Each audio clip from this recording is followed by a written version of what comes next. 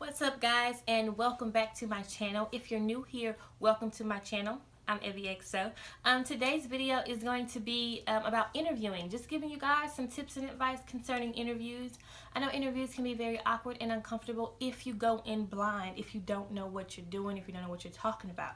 So that's why I'm here today, just to give you guys some tips and advice that may help. You may already know this may be a refresher, whatever it may be. I'm just here to help you guys. So with that being said, let's get into the video. Okay, so we're going to go from top to bottom concerning your appearance, okay? And we're going to go from ladies to guys. So we're going to start with hair. As far as hair, and this is for both genders mainly, you want to make sure that your hair is pulled off of the face and it's nice, groomed, neat, and polished. And that's really it. Guys, if you're wearing locks, you want to make sure that your locks are pulled off of your face and that you have a nice lineup in the front. Make sure your beard and your mustache is groomed nice and neat. And if you just have a regular fade, you just want to make sure that you have a nice haircut. And that's really it for the hair. For the face, ladies, you want to make sure that your makeup is very minimal. Not a lot of highlight, not a lot of contour, not lashes. You just want to keep it very simple, very subtle when it's coming to interviews. They don't want to be distracted about your makeup. Though it may be pretty, you don't want to distract them. You want to keep the focus on your responses when they're asking you questions. You want them to focus on you, not your face. So, yeah, I try to sport minimal interview makeup here. I have on foundation, mascara, liner, brows, blush, a nude lip. That's it. And you don't even have to wear a nude lip. You can throw on chapstick, whatever. Just make sure that it's very subtle, very minimal. Guys, as far as your face, just make sure it's moisturized and that it's nice, neat, and that you look alive. You know, you don't want to be talking to them and you just look like you don't want to be there. Just make sure it looks alive. Okay?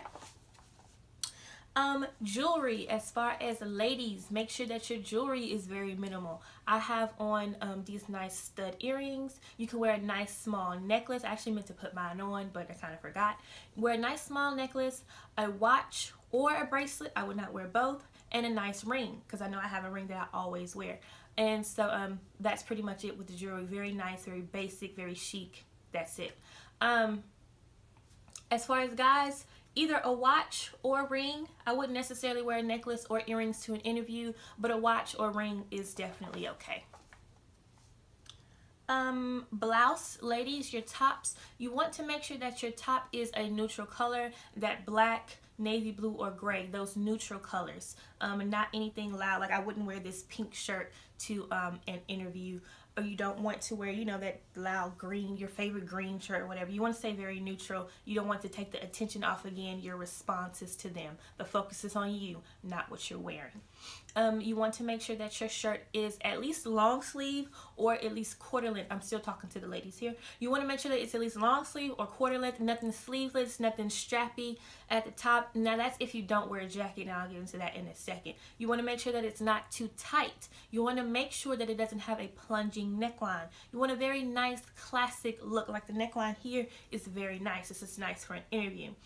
If you have to question it for an interview, it's probably not appropriate. You want to go in knowing that what you have on is okay for you to wear to an interview. You want to make sure you look professional, okay? That's the key here, to look professional. Now, as far as the guys, you want to make sure that your shirt is a button-down shirt. Not necessarily for the ladies that have to wear a button-down shirt, but it's okay if you do. But the guys, you want to make sure that your shirt is a button-down shirt, a button-down collar shirt, a long-sleeve shirt, okay? You want to make sure that it fits nice, that it's not too tight, and that it's not too big, all right? Jackets. If you're going to wear a blazer, ladies, you want to make sure, again, it's a neutral color. You can wear a blazer if the shirt that you have on is a nice shirt, but it doesn't have sleeves. Throw on you a blazer. It looks professional. Boom, just like that. And you want to make sure it fits. If you have a pin that you can put on your lapel of your blazer, go ahead and put that pin on there just for an extra oomph on your appearance. I know I have a university pin that I stick on my lapel at every interview, and it just sits there and looks nice and polished. It just looks very professional. Guys, you want to make sure that your jacket is also neutral colors, that it's nice and tailored to fit you. And you want to make sure that your jacket has buttons. You don't necessarily have to button the buttons, but you want to make sure it has buttons. I know guys, you're probably button your buttons, but ladies, you don't have to. I know I don't, but you want to make sure it has buttons. It looks better. Also, you do not want to wear a fashion blazer. Still talking to the ladies here. You don't want to wear a fashion blazer. I know I have a blazer that kind of curves in the back and it has the sides are longer here. That's a no-no. It's too modern. Interviews are very professional, very traditional. You want to stay very neutral in an interview. Your basic blazer. That's it. Nothing too fashion oriented. Next, I hit the jackets. Next are the bottoms. Ladies, you want to make sure that your bottoms are not too tight. Make sure they're not too tight, whether it's a skirt or a pair of slacks, okay? Make sure it's not too tight. As far as skirts, there are two types of skirts you could go with.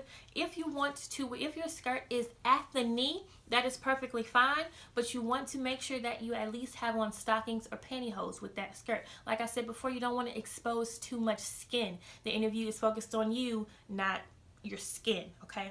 So if you're wearing a skirt that's at the knee, make sure that you if it's at the knee or if it's a little bit below the knee, a little bit like right past the knee, you want to make sure that you have on stockings or pantyhose because, like I said before, you don't want to expose too much skin.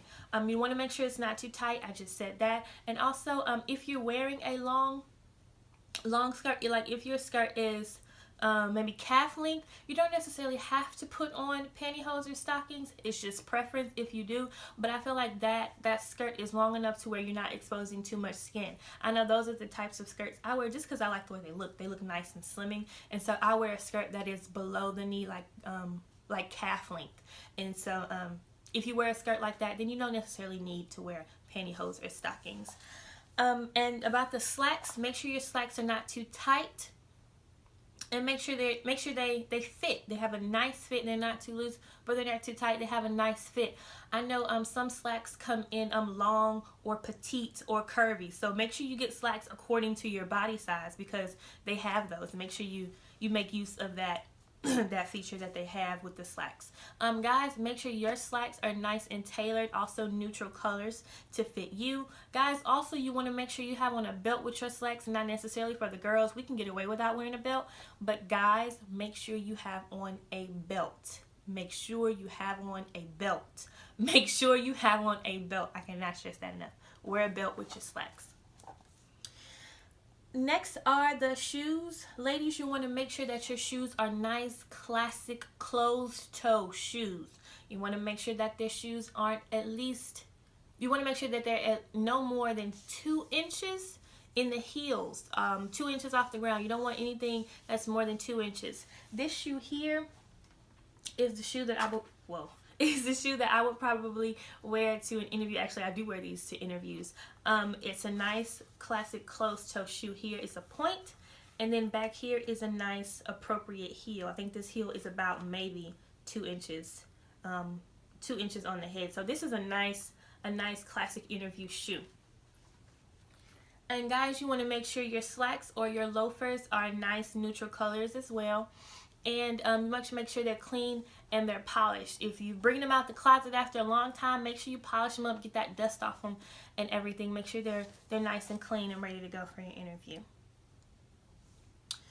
And next that is it with appearance. Also with appearance, it's very interview specific.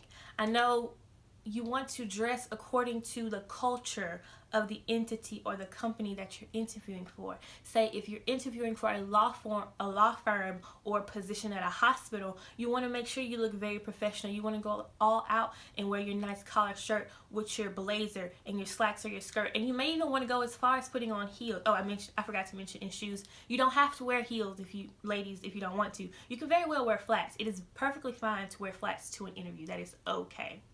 And so going back to interview specificity, if you I just lost my thought. Oh, it depends on who you're interviewing for, how you dress for the interview. So like I said before, if you're interviewing for a law firm or a doctor's office, you want to make sure that your appearance is very professional. Your nice long sleeve shirt, your blazer, your slacks or your skirt, maybe even your heels. You want to make sure that you look like you're interviewing for a law firm or for a position at a hospital. However, if you're interviewing for, let's say, Google, I know Google has a more laid back culture. You probably wouldn't go as far as putting on your blazer and your long sleeve shirt and your slacks. Maybe you wear a nice polo shirt, some slacks, and a nice pair of loafers, because Google's atmosphere is very laid back. They wear jeans, a t-shirt, and Chuck Taylors to work. That's just what they do. So you want to make sure that your interview appropriate, interview specific. These are the way you dress depends on the culture of the company or the entity that you're interviewing for. Okay. Next is your research. You want to do your research concerning the company or entity that you're interviewing for as well. So if you're interviewing for a medical practice, you want to know, they're going to ask you, well, why do you want to work for us? And you should know right off the bat what they've done. Your aspirations and your dreams should be in line with what they've done as a practice. So you need to know their track record. You need to know how they're helping the community. You need to know things that they've done, stuff like that. So make sure you do your research. Also, make sure that your responses to your interview questions, you've practiced. Make sure you've practiced with a friend. Make sure you've Googled and researched some interview questions. I know the trickiest question that's asked in an interview is, tell me about yourself. They're not asking you to tell me what you ate for breakfast. They're not asking you to, what have you done lately? They're not asking you what you like to do, your hobbies, they're not asking you that. They're asking you, tell me about yourself concerning this company. How long do you plan to stay? How long have you been in this field? What is your favorite part about this field? How did you get into this field? They're asking you things concerning the position or concerning the area that you want to work in. They're not asking about your personal life. It's never personal in an interview, okay? So make sure you keep it about the job. When they ask you, well, where do you see yourself in 5 to 10 years? They're not asking you if you want kids, if you want a house, if you want to be traveling. They're not asking you that. They're asking you about the position right now. Are you long term? Do you plan to stay here 5 to 10 years? That's what they're asking you. So make sure that you do your research. I cannot stress that enough when it comes to interviews, because interview is a first impression. So you want to make sure you make a lasting first impression. If you bring up your cats and your dogs and how you love them so much in your interview and all of your personal life, 9 times out of 10, that you're not going to call back, honestly. So just make sure that you're answering questions pertaining to the position, the job, the position you're applying for. Okay. Excuse me. Next I'm going to touch on is time. Make sure that you're on time for an interview. I know my professor always says in class, it's better to be 3 hours early than a minute late. And that is so true. Make sure you're on time. You have interview appointments and times for a reason, because these people have things to do. Nobody has time to sit and wait on you to get to the interview because you're in traffic and you're going to be there in about 10 minutes. More than likely, you're going to get to the interview site and they've already canceled your interview. They've already moved on to the next interview. So make sure that you're on time. You want to be at your interview site at least 15 minutes before the time. So if your interview is at 9, you want to be sitting in the lobby or wherever you're supposed to be sitting at 8:45 at least. You want to already be there. You want to, I know we can't see the future, we can't predict the future, but you want to make sure that you allow time for things to happen, okay? Say that your interview site is 30 minutes away from where you live. You want to make sure that you get on the road to your site at least an hour before, so you're there, on time, and you allow things to happen on the way. I don't know, inclement weather, maybe a car accident, maybe, a traffic jam on the interstate, things like that. So you just want to make sure that you allow things to happen. Anything that you can get done before the day of the interview, go ahead and get it done, so you have time. To, if something happens, you've made time for that. So ironing your clothes the day before your interview, gassing up your car if you need gas. Make sure your coffee's brewed. Make sure it's on a self-timer, so when you wake up, your coffee can be brewed. All you have to do is pour a cup and walk out the door. Things like that. If you can get it done the day before or any time before your interview, get it done. Do not wait till the last minute to do things, because that just ends up terribly, okay?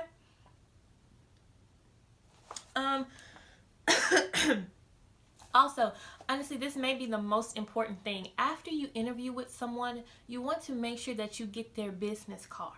Okay, you want to make sure that you get their business card, and you want to send them a thank you note, not a thank you email. You want to send them a physical thank you note, thanking them for their time, thanking them for their for interviewing you for that position, and you want to just show your gratitude, because people do not have to interview you. You know how many resumes they toss on a daily just by looking at them, and you know how lucky you are that yours came to the surface and they decided to interview you. So with that being said, make sure that you take time out to write a thank you note to them.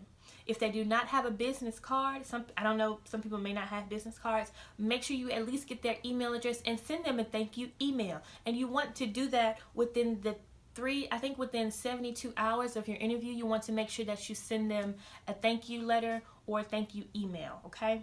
That is very important, and it goes a long way with companies and with people that interviewers. It goes a long way with them. It shows them that you've been taught, and it shows them that you know business etiquette. So make sure that you write thank you notes after your interviews. And I think that's it. I hope I helped you guys as far as interviews. I hope that you know a little bit more. I hope that I enhanced your knowledge. If you already knew it, I hope I refreshed your memory. If you didn't know, I hope I taught you something. And if you like these type of videos, make sure you go ahead and give me a thumbs up. If you have any questions, comments, concerns, leave them in the comments section below. And I think that's it. Make sure you guys subscribe to my channel if you're not already. More videos to come. And I will see you guys in my next video. Bye.